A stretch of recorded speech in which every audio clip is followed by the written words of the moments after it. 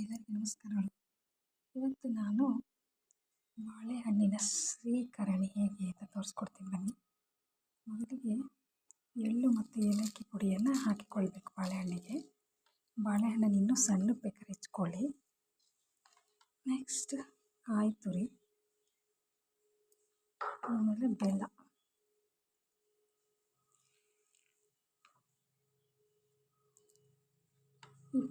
ಬೇಸಿಗೆ ಕಾಲದಲ್ಲಿ ಮಕ್ಕಳು ಬಾಳೆಹಣ್ಣು ತಿನ್ನಲ್ಲ ಅಂದರೆ ಈ ಥರ ಮಾಡಿಕೊಡಿ. ಇದು ಪುಟಾಣಿ ಪುಡಿ, ತುಂಬ ಟೇಸ್ಟಿಯಾಗಿರುತ್ತೆ.